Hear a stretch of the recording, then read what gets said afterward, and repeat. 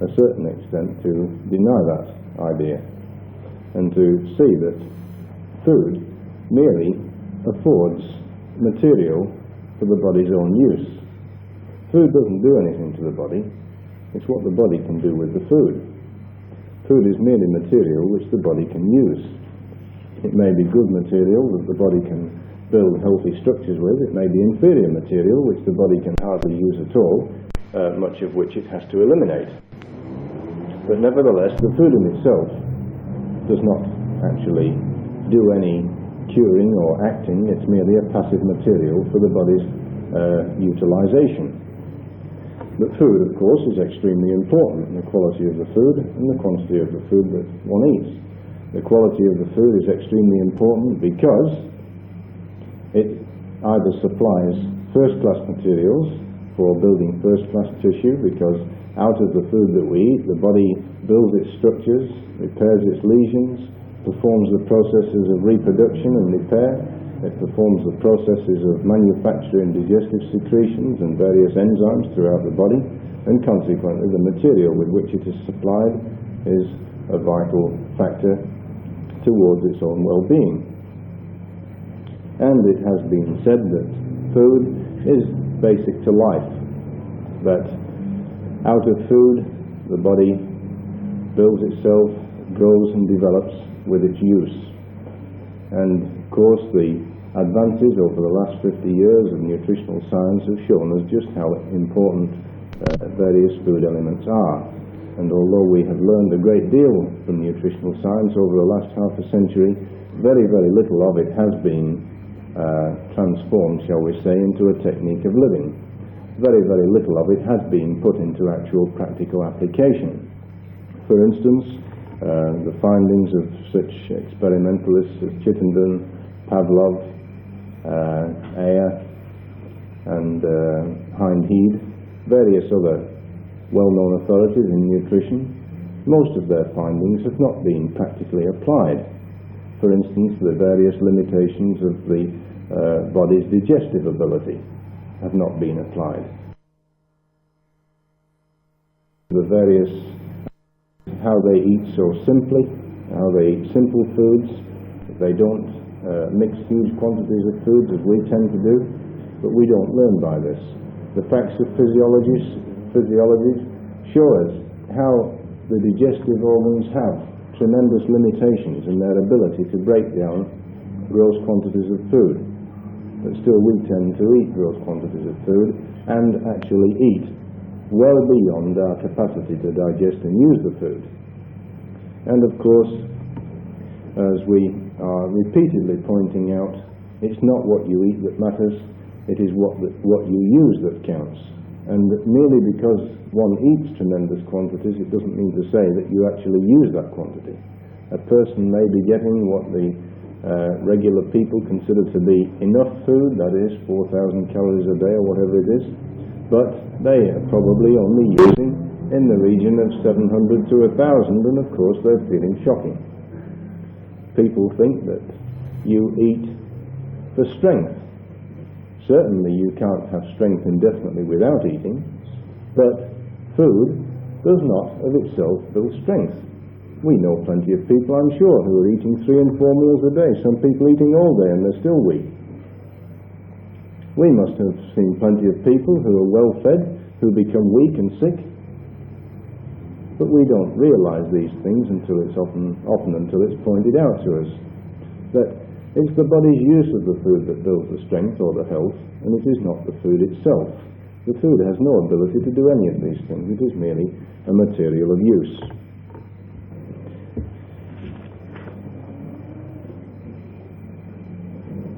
We've frequently pointed out that health is a quality of the body which is built by the body itself out of the materials of its environment.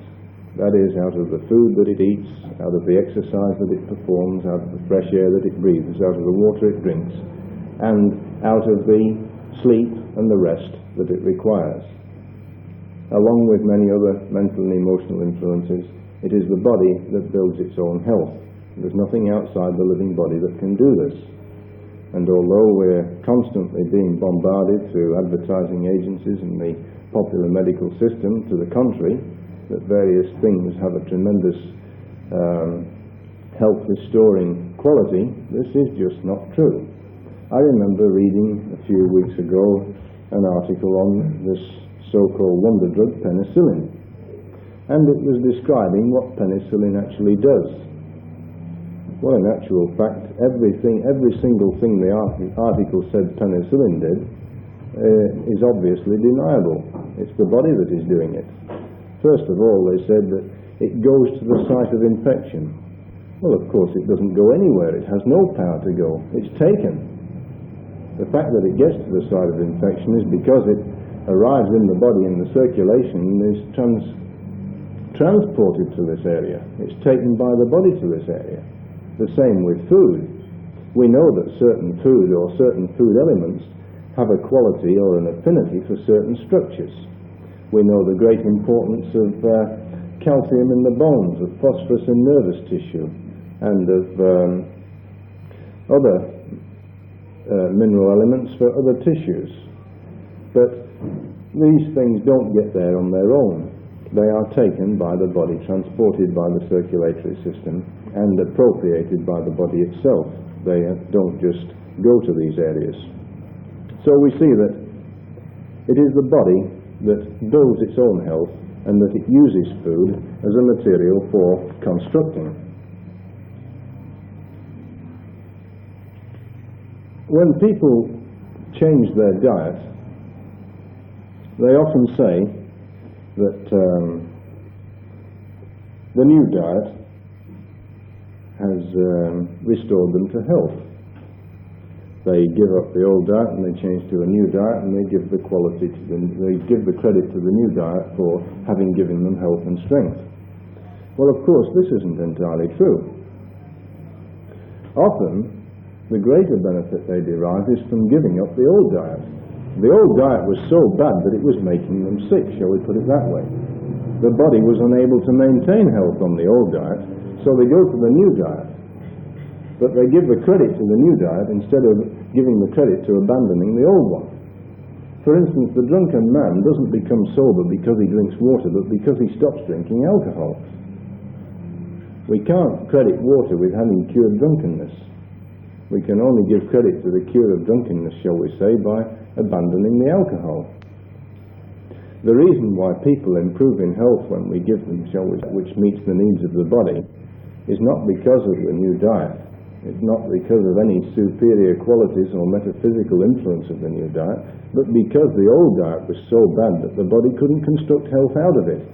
Whereas with the new diet, the body can use it to that end, and does use it to that end, and consequently the body does restore itself to health under those conditions. A strict definition of food. But we might say that food is any substance that the body can transform into its own structures or utilize in the performance of its functions. That is to say that food is usable material. So far as we are concerned, all else, no matter how innocuous it is poison. If it doesn't supply the body with a material of use, then it is useless. Therefore, it must impede the body's function in some way. The body must expend its energy unnecessarily in eliminating it, and consequently, so far as we're concerned, it must be considered a poison. So there we have then that food is usable material. Now, most people's idea of food is they don't worry very much about the various types of food, but providing that they get enough food. Most people's idea of enough food is just having the stomach full and keeping it full. And of course they think that they will be well nourished. Of course it doesn't work out that way. How often do we read in the newspapers that poliomyelitis strikes? Now I like that word, it strikes, as though it's lurking behind a doorway ready to hit somebody. Poliomyelitis strikes only well-nourished children. Well, of course, most people's idea of well-nourished, you see them at all these baby contests, the nice big fat round babies that can hardly sit up because they're so heavy, and they are said to be well-nourished. And of course, one of the most important facets of baby development, so far as most of these clinics are concerned, so far as my information goes, is that the baby gains weight consistently each week, and that the baby gains weight at a certain rate. In fact, they like it to double its birth weight inside about 5 months, sometimes inside 4 months. Well, of course, that's out of all proportion to the natural tendencies of the infant. I mean, it's more rapid development than takes place in the last 3 months of pregnancy, which in all other species is the most rapid form of development from conception. In every species, apart from man, the most rapid development that takes place is in the last 3 months of pregnancy. In man, the most rapid development takes place, not really development, but the rapid gain in weight takes place in the first 3 to 4 months of life. Well, we claim, of course, that this should not occur.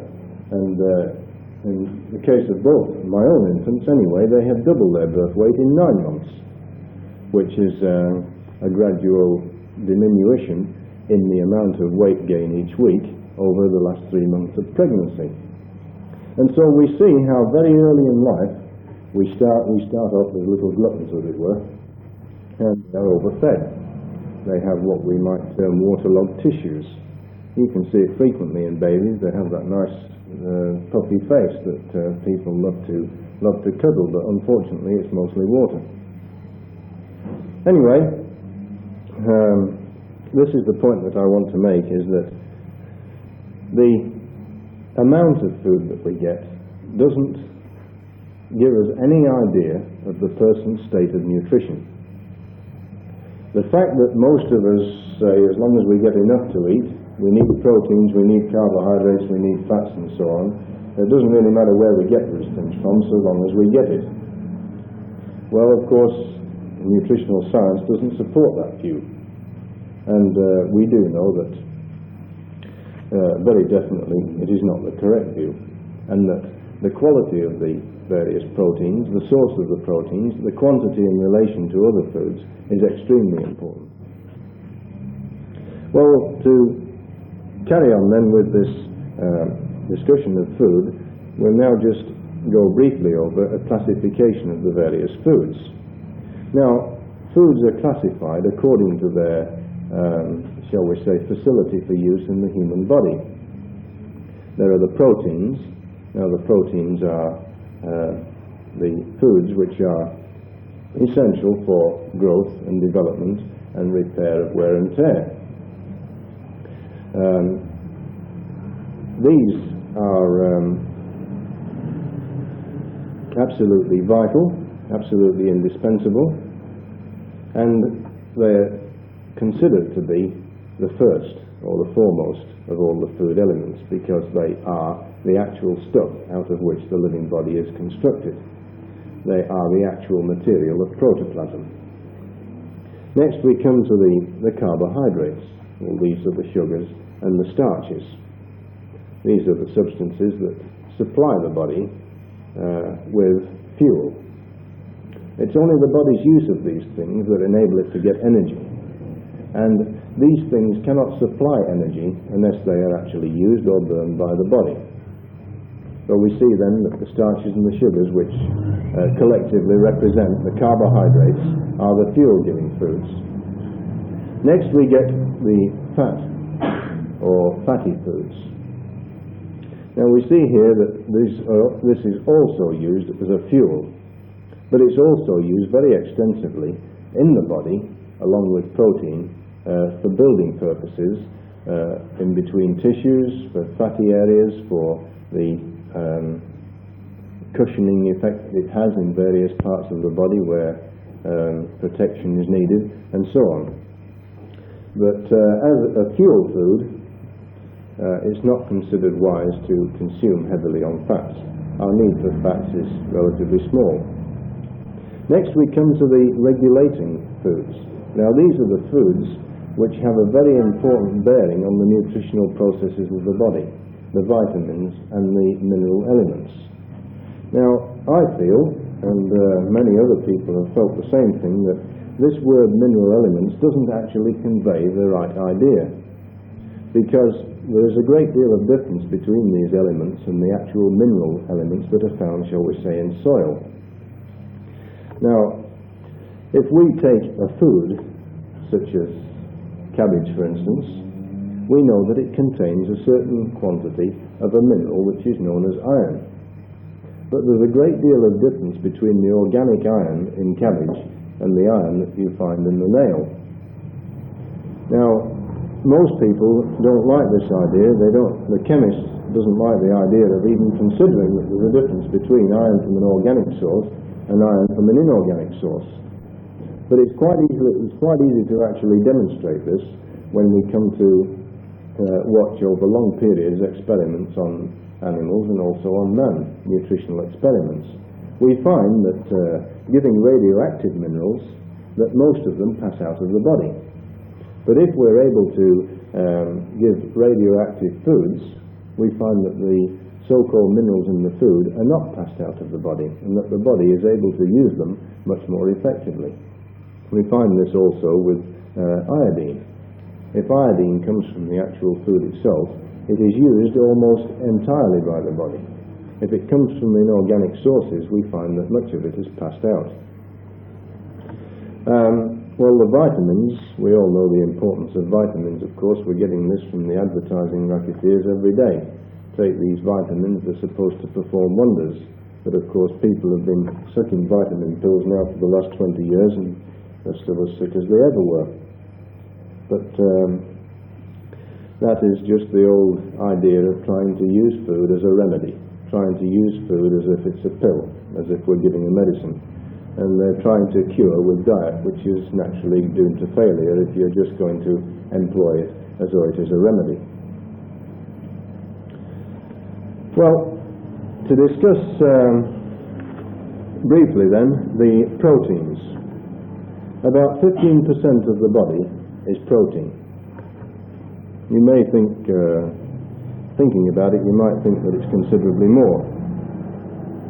But of course 65% of the body is water. 15% protein, about 15% fat, 1% mineral matter, and about 1% carbohydrate. Not very much. Well, protein is a substance that can only be built where there is nitrogen. They are called the nitrogenous foods, proteins, because they do contain a fair quantity of this important element known as nitrogen. Now we all know what nitrogen is. It's a colourless, odourless gas. I was just wondering if we all do know what nitrogen is actually. And when I come to think about it, I'm not so sure myself if it's colourless, odourless and so on. Anyway, it's a gas. Those are the physical properties of it. And it has it is found in abundance in the atmosphere. About 4/5 of the Earth's atmosphere is nitrogen, and it is a relatively inert gas. When I say it's a relatively inert gas, that means that it doesn't combine readily with other elements. That is, it remains as nitrogen and is only converted or combined chemically with other elements with great difficulty.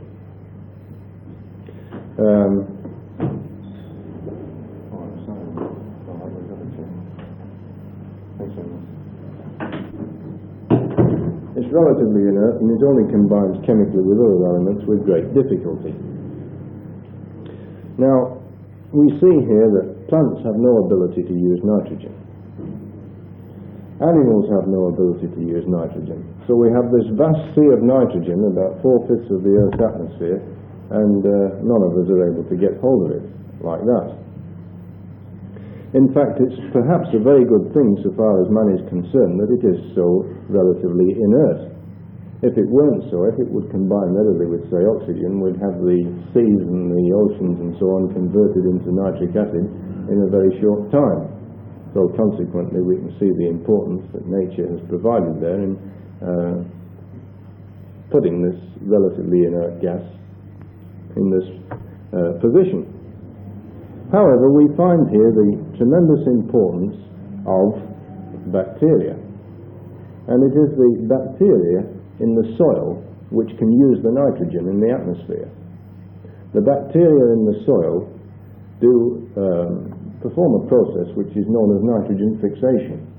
They fix the nitrogen, that is, they take the nitrogen and they combine it with oxygen as a result of a chemical process. And they actually synthesize chemical substances known as nitrates and nitrites, which are found in abundance in the soil. So we see here the tremendous importance of these microscopic organisms found in the soil, bacteria.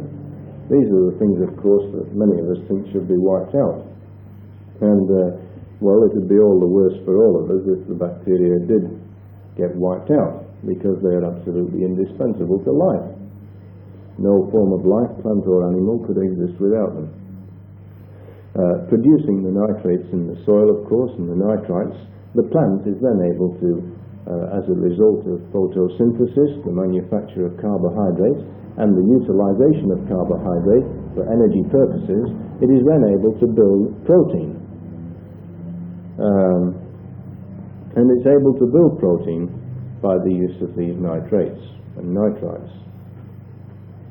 Now, there are absolutely hundreds of thousands of different proteins, because proteins are made up of other chemical substances known as amino acids. There are about 24 or 25 different amino acids, which, arranged in different ways, make up proteins. Now, if you can think of a permutation of all these 24 or 25 amino acids, the various combinations in which they can be put, you can imagine the hundreds of thousands of proteins that can be constructed from them. But we find that there are certain basic patterns in proteins that we don't find a complete permutation of all of these amino acids. But nevertheless, the plant is able to construct these amino acids and synthesize from the amino acids by placing them in different relationships. It's able to build protein. Now, when we eat a protein, the protein in itself is no use to us whatsoever. In fact, a plant protein, as built by the plant, is no use to any animal as a protein. First of all, during the process of digestion, the protein must be broken down once again to its constituent amino acids. As a result of this breaking down process, the human body, or the other animal body, is then able to rebuild the protein, arranging the amino acids in a different order so that it constitutes the protein which the body is trying to make, whether it happens to be muscle protein, blood protein, protein found in the hair, protein found in the liver, or protein found in other parts of the body, or whether it happens to be proteins found in the digestive juices. Anyway, as I've said, there are approximately, I don't know who counted them, but there are approximately 100,000 different proteins in the human body. And the human body makes every one of those. It gets none of them from outside. So that gives us a clue to the tremendous complexity of this organism, which we seem to deal with so glibly. Well, I think that we've said sufficient about proteins. We've got some idea of what they are and the complexity of them. We'll turn next then to the carbohydrates. The carbohydrates, as I previously mentioned, are the sugars and the starches. So far as our diet is concerned, it's chiefly the sweet fruits, root vegetables, and certain cereals.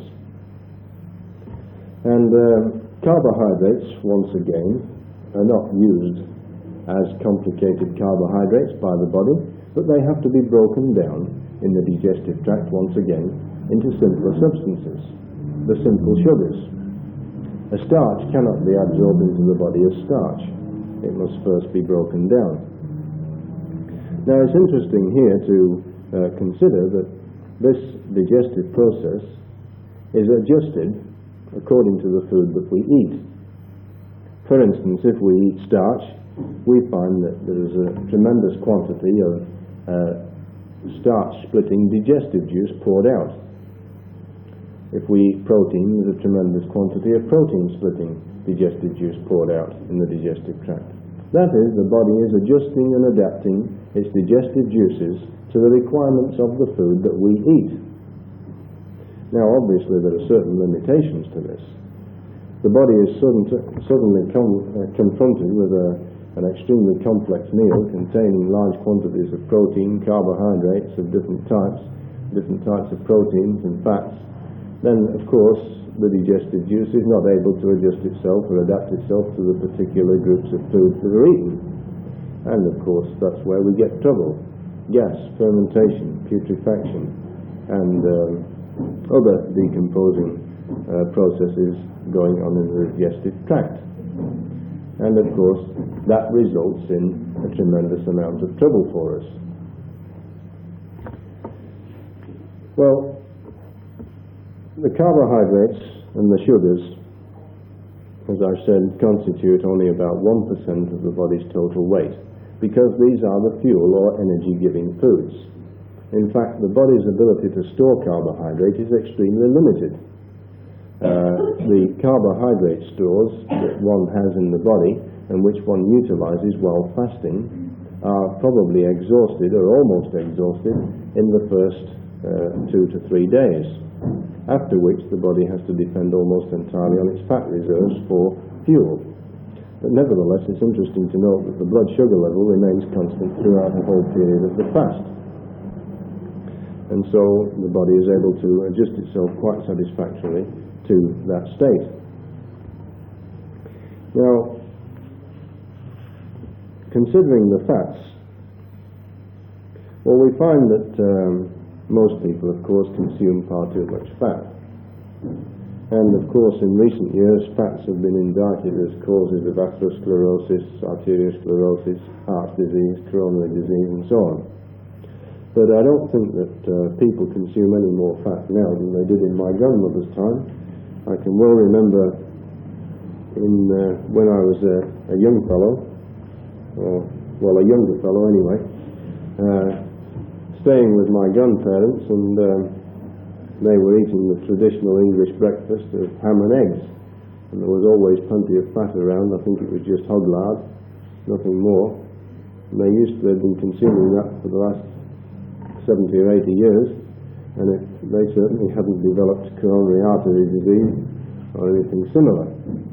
But I do think that these refined and processed fats that are so popular today, and these fancy cooking fats that are so prevalent, are probably more likely the cause of the trouble than the crude fat that we used to use.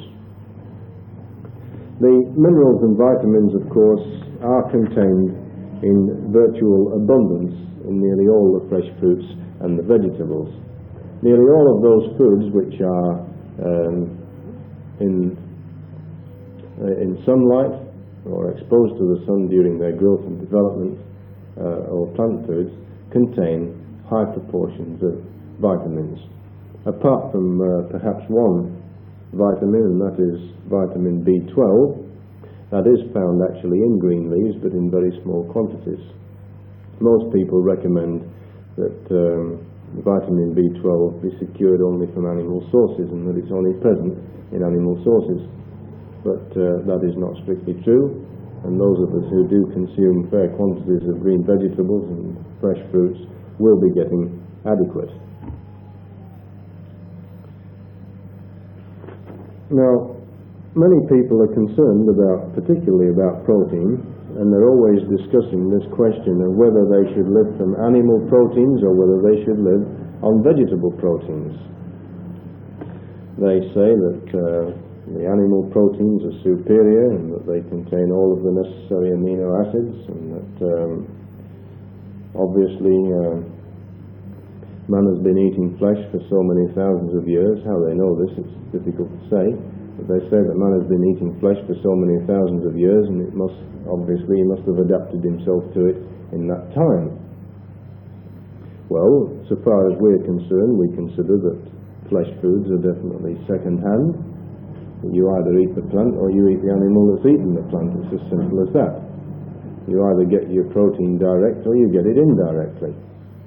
It's certainly true that proteins are divided into first-class proteins and second-class proteins, that is by orthodox nutritionists, and this is to some extent misleading, because to say that a food is first class implies, of course, that it's superior. But they use the word first class merely to relate it to the number of amino acids that are present in that food, in that protein. Now, I've mentioned that there are about 24 or 25 different amino acids which are found in proteins. Now, it's certain that some proteins don't contain anywhere near the 24 or 25. In fact, I don't think there's any protein that contains all of them. But there are about 8 or 9 of those amino acids which are known as essential amino acids. That is to say, they are absolutely indispensable to the human body. The body can make some of the amino acids from others, but there are about 8 or 9 of them that it cannot make, and that it must secure directly from food. Now, if a food contains these essential amino acids, these 8 or 9 which are indispensable, it's considered to be a first-class protein. If it contains only 4 or 5 of them, or it doesn't contain all of them, then it's considered to be a second-class protein. Now, this is to some extent misleading, because we do not live on just one protein. In fact, in the protein foods that we eat, there's almost invariably 2 or more proteins anyway. For instance, if we consider wheat germ, which is a protein, there are 2 distinct proteins in wheat germ. And if we consider other vegetable proteins, like many of the nuts, we find that there are as many as 4 and 5 different proteins present. And so consequently, while certain proteins may be second class, if we get a variety of protein, we find that we do get all of these essential amino acids, and in fact we compensate by eating this variety and getting all of the necessary nutrients. And so we find that although flesh foods do generally contain all of these amino acids, that doesn't mean to say that they are actually superior. Flesh foods do contain a certain quantity of uric acid, certain small quantities of other acids like sulfuric and nitric, which are extremely irritating, apart from all the toxic waste that are produced in the animal tissues, and these are extremely stimulating and have to be dealt with by the human liver. For instance, you find 6 groups of people of the Eskimo that live almost on an exclusive flesh diet. They're deformed and stunted. The average life is only about 25 to 30, and their livers are almost twice as large as those of the European race. Well, we find that that adaptation has taken place, but it doesn't produce a specimen which we should be proud of. We also know from comparative anatomy and physiology that those animals which have a constitution as similar to man as is possible to get are vegetable feeders. For instance, the higher apes, we find that the digestive tract is similar. The enzymes produced in the digestive tract are virtually the same, that they have definite functions which relate to the human body directly, as opposed to the carnivorous beasts which eat flesh. For instance, the frugivorous beasts, such as the anthropoid apes, they lap their water, they sweat through the skin, as opposed to the carnivorous beasts, which, I should say they sip their water and they sweat through the skin, as opposed to the carnivorous beast, which laps its water and sweats chiefly through the mouth. And there are numerous differences like this which lead us to conclude, particularly from the digestive chemistry, that flesh is definitely not a normal part of man's diet, although we certainly agree that it can be eaten, and that if it's eaten sparingly, and not as many Australians do, have it 3 times a day, then the body can to some extent handle it. And you may smile at that, but I have found since I've been here that many Australians do have flesh 3 times a day. And it's not a terribly uncommon practice. But anyway, generally speaking, we frown upon the habit. Well,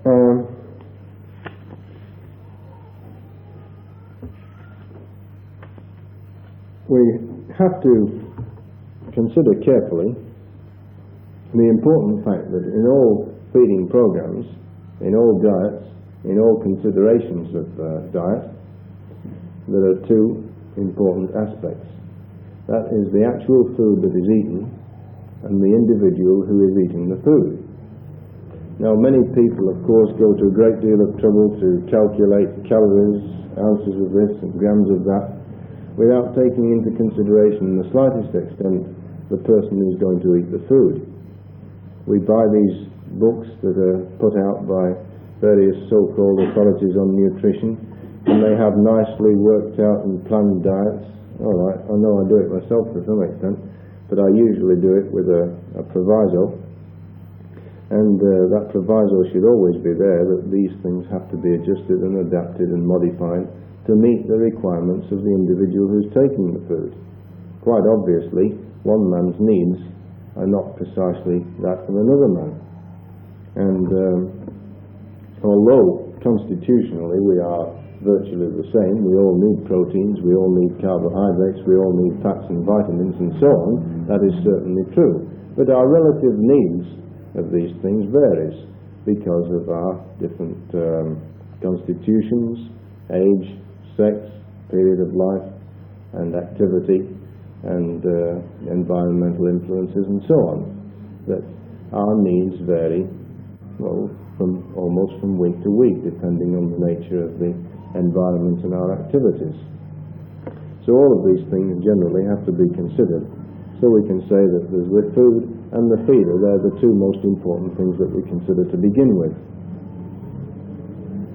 Now, many people say about food, well, how much should we eat and how often should we eat?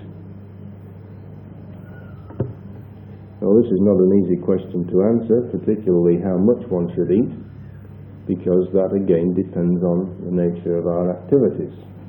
It's certainly true that most of us tend to eat too much. And if we get that nice comfortable feeling after a meal that makes us feel like having a doze, then you can be certain that you have eaten too much. If on the other hand you find that you're wasting away to a skeleton over a period of about 6 months, then it's possibly evident that you're not eating enough. But nevertheless, there may be other reasons for this. I usually find that if a person has 2 meals a day, and at the most 3 meals a day, it's very likely that they'll be getting enough to eat. If they have more than 3 meals a day, it's very likely they'll be getting far too much. I know many people insist that they only have 1 meal a day, and of course that's going on all the time, from the moment they get up in the morning till they go to sleep at night. And the pernicious habit that has developed in society over the last probably 20 or more years of having morning tea and afternoon tea. It started off as only a drink, but now people get sandwiches out at these times, and it definitely constitutes a meal. And consequently, if a person's having a fairly large breakfast and then sandwiches and a drink about 11 o'clock in the morning, and then lunch, and then sandwiches and a drink or something in the middle of the afternoon, and then an evening meal, and then of course they've got to include supper before they go to bed, well, they're certainly overstuffing themselves with food. They're getting too much. And then of course they complain that they haven't got much of an appetite. And most people are more interested in getting their appetite back than anything else. Well, our first rule, of course, is that we should eat only when hungry. But of course this is a very difficult thing because, well, we're so unfamiliar with hunger that none of us actually know when we are hungry anyway. We're not even aware of what the sensation of hunger really is. We've never got to the stage where we've actually experienced true hunger. But those of us, of course, who have had the delightful experience of fasting and we've got to the stage where we can appreciate the delightful flavours that are hidden in foods, can, I think, say that we've experienced this, shall we say, normal function of the body, which is known as hunger. But many people say to me when they're hungry, they get a headache or they feel weak. I discussed this a couple of weeks ago when I was talking about hunger. And of course I tried to show that these are symptoms of sickness and not of true hunger.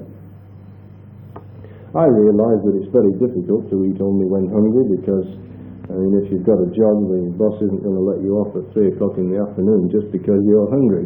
He has set aside certain times of the day for you to eat. He lets you off at 12 o'clock to eat. And the fact that you're not hungry at that time doesn't mean to say that he's going to let you off at 3 o'clock.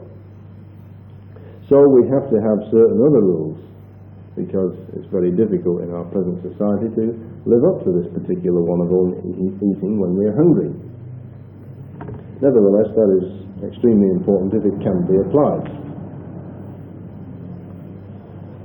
Well, we find that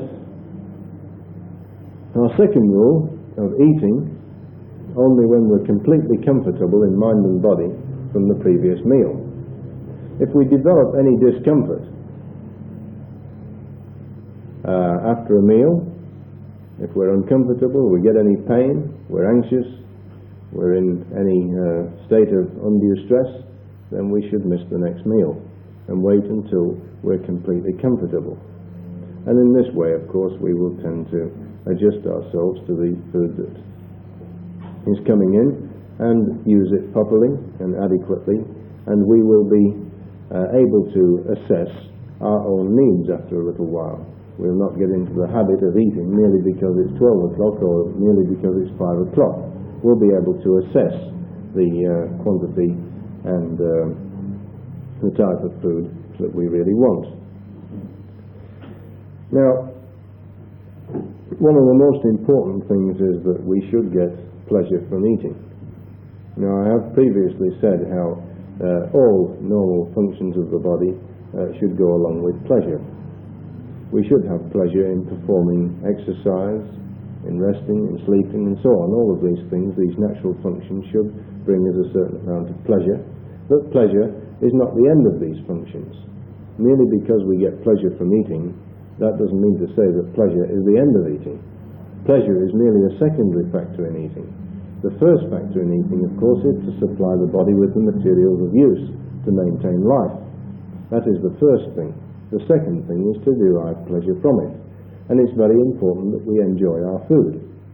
Because we find that if a person is eating food that they have no desire for, that they find is distasteful, then they will not digest it satisfactorily. And it is no use trying to force that food upon the person, because they won't use it if you do.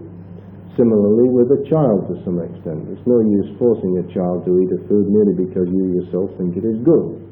It may be good, but it won't be any good to that particular child if it has a great repugnance for it. It will not digest it properly, it will only pass out of the body, and energy has been wasted unnecessarily. So I feel that it's always important to select foods that appeal to us and foods that we can enjoy when we eat. And of course, if, like some people say, well, I just don't enjoy eating anyway. Well, if you get to that stage, that is definitely the time to stop eating for a while, until you actually get the sensation or the desire or the urge to eat back again.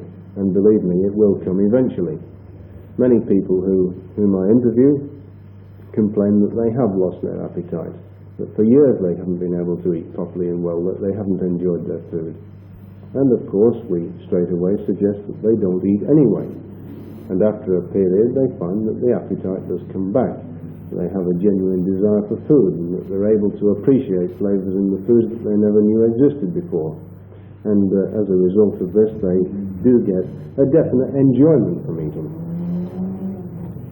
And of course we must always remember the little saying of Dr. Henry Lindlar, one of the pioneers of natural feeding, when he said that a third of what we eat enables us to live. 2/3 of what we eat enables the doctors to live. And of course there was also the famous Italian nutritionist of several hundred years ago who said, eat less, because if you eat less, you'll live longer. And if you live longer, you'll be able to eat more. So, I mean, he was getting it both ways. And I think that was very good advice. I'd just like to say a few words about some of the various superfoods that are on the market. Now, when I came to Australia, I heard a great deal. In fact, I was bombarded with questions about honey. Now, many people have this idea that honey is a superfood, and they even suggest washing their eyes out in honey and lemon juice or something. And they get this idea that there is some special quality in honey. Well, I don't want to deny that there's food value in honey. I don't want to give you the wrong impression. There's certainly some food value in honey. But I read a book quite recently, and this author was praising the value of honey and how wonderful it was, particularly the vitamin B. He was really plugging the vitamin B in that is present in honey. Well, we did a bit of calculating, and we found out that there is some vitamin B in honey, of course, and he was saying about the value of riboflavin, which is vitamin B2. And we worked it out, and we thought, well, if one's going to get enough riboflavin from honey, you're going to have to eat somewhere in the region of 10 pounds a day. Well, you can see that that is, of course, a bit impracticable. So we thought, well, perhaps riboflavin's not that essential from honey anyway. How about niacin? That's vitamin B3. So we examined this feature of it, and we found that to get sufficient niacin from honey, you've got to eat 28 pounds a day. Well, this becomes even more difficult. Anyway, we weren't deterred at this, so we thought, well, how about thiamine? That's another aspect of the B-complex vitamin. And we found out, calculating this, that to get sufficient thiamine, you'd have to eat somewhere in the region of 48 pounds a day. So we realized that, of course, honey, although it does contain traces of these things, doesn't contain anything very wonderful at all. Certainly it contains sugar, and sugar is a usable substance, but you can get just as much sugar from figs or dates, and in my opinion it's superior because figs and dates don't contain the formic and mannite acids which honey contains. These acids, of course, are extremely irritating to the digestive mucosa, and often I find that people who eat a great deal of honey have digestive troubles. Honey is also a type of food that doesn't combine very readily with other foods. Consequently, it's commonly eaten in digestive combinations which are unwholesome. And so, I generally recommend either honey be eaten on its own, in very small quantities, or it's left alone. So, if anybody gives you the impression that honey is a superfood, a wonder food, well, just be a bit skeptical about it and say to them, well, why is it? Always ask for an explanation if anybody makes any extravagant claims about a food, and they'll say, well, it contains so on and so on. Like some time ago, somebody said to me, I always eat plenty of peppers because it contains so much vitamin C. Well, it's true that peppers are probably the richest source of certain elements. Well, I couldn't care less. I mean, these vitamins are so abundant in food that you can't possibly go short of them. Why you should eat the food that contains the most, even if it's distasteful to you, I don't see the reason at all. When I came to Australia, I was told that vitamin C is extremely abundant in pawpaws. Well, the pawpaw is a very good food. But I don't think that we should go around eating pawpaws all the time because we think that it's got so much vitamin C, because if we eat plenty of fresh fruit, we're not going to lack vitamin C anyway, and there's no point in eating pawpaw if you don't like pawpaw. And consequently, I want to get rid of this superfood idea that we seem to have. I mean, people often recommend garlic and onions and things like that, and because they have certain irritating properties. The volatile mustard oil that is present in garlic and onions has quite a serious effect upon the body. It has to be eliminated, and consequently people pass large quantities of water out of the body when they eat garlic, and they think that garlic is cleansing the blood. Nothing of the sort. It's the organs of the body that do any cleansing that has to be done. It's merely that the garlic has such an irritating effect that the body has to get rid of it quickly, and in getting rid of it, it has to get rid of a great deal of water at the same time. And of course, in doing this, it exhausts itself, and so you're really back where you started afterwards. But recent experiments in one of the American universities has shown that an experiment shown that a diet was fed very rich in onions over a period of 2 or 3 weeks, and the people under experimentation were shown to develop anemia. And this blood-destroying quality or chemical that is found in onions and garlic was actually identified.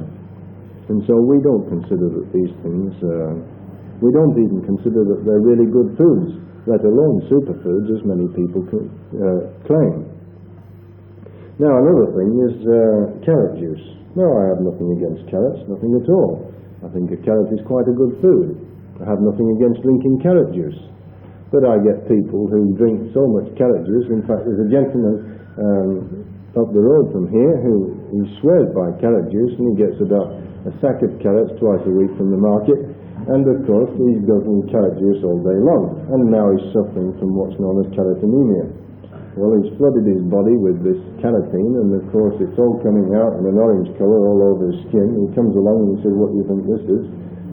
Question him and find him that he's drinking about 3 quarts of carrot juice a day, and if you can count how many carrots go into about 3 quarts of juice, it's the equivalent of eating about 40 carrots. Well, I mean, the human body was just not meant to take that.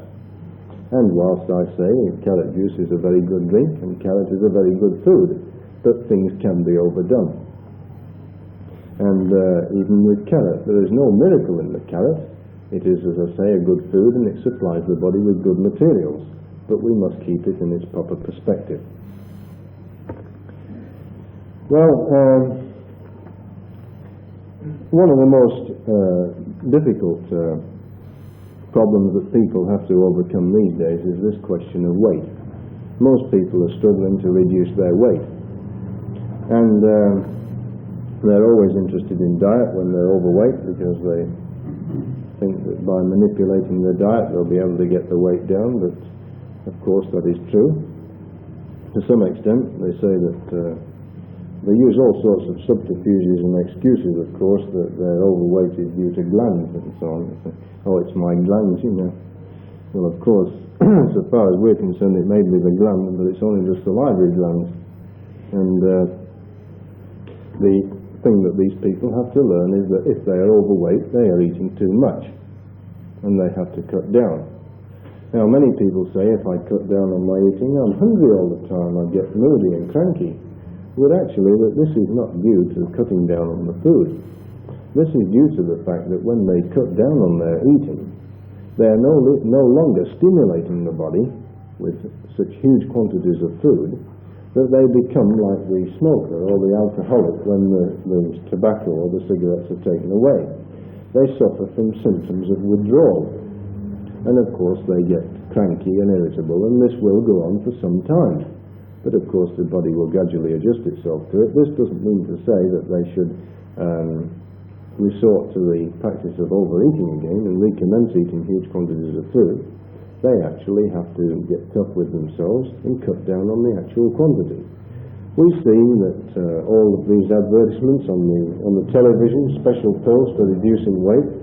They say, take this pill 3 times a day and follow the enclosed diet. Well, of course, you don't have to take the pill, you just have to follow the diet and you lose weight. But nevertheless, it sounds good if a person can lose weight by taking a pill.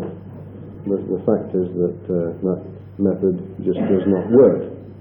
If you take too much food into your body, then either it's got to be burned up and eliminated, otherwise it will be, or else it will be stored as surplus flesh. If it's stored as surplus flesh, it places a great strain on the organism, and so consequently, as soon as you notice that you're creeping up a few pounds, you want to get it off straight away. It's much more difficult when it comes to a few stones. So, we might say a few words about the preparation of food. There's an old saying that too many cooks spoil the broth. Well, generally speaking, any cook at all is likely to impair the value of food. So we can say that food as nature produces it is certainly the best.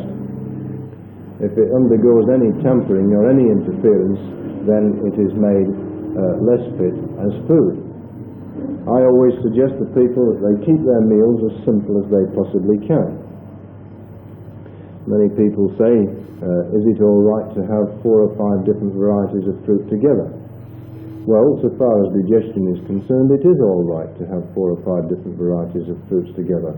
But the only thing is that if you have a wide variety of food, you tend to overeat, because you're sort of stimulating your senses all the time with different tastes, that you tend to carry on much longer than if you only had 1 or 2 varieties. And we find the same with salads, that people make a salad and they try and get the whole garden into it, you see. So that they've got lettuce, cucumber, cabbage, radish, they've got the lot. And by the time they finish, you see, they've got a huge plateful, and that enables them to grossly overeat. Instead of trying to limit it to 2 or 3 varieties, and believe me, if you have 2 or 3 varieties, you know when you've had enough, because you haven't got any. It's the same with desserts, of course. Our motto is to desert the desserts, because they are tidbits that we tend to eat after we've already eaten too much anyway. But as it's sort of nice and sweet, and it's got custard or sugar or cream on it, then we tend to get this great stimulation of our sense of taste. We sit back and we think, well, I've enjoyed that, now for the dessert sort of thing. And it's quite obvious that we've had enough to eat, but nevertheless we do eat these desserts, these tidbits, and we're able to get that little bit more in. That we suffer for it in the future doesn't seem to worry us at the time. We can always take an antacid. Well, our program generally is to serve meals as simple as possible. They should be served attractively, of course. I mean, anything that is likely to add the quality of attraction to the food, to the meal, certainly should be employed. The food can be served in an attractive manner instead of just thrown on the plate any old how, then it will aid one's enjoyment of the meal. The more one enjoys the meal, the better one digests the meal. But I can't stress too much the importance of keeping meals fairly simple. And we usually suggest that the person only has one concentrated food with a meal. Like if they have fruit and they have nuts, they shouldn't have other concentrated foods like cheese or yogurt or eggs or anything like that with the nuts. Similarly, if they have eggs, they shouldn't have cheese or nuts or any other concentrated food with it.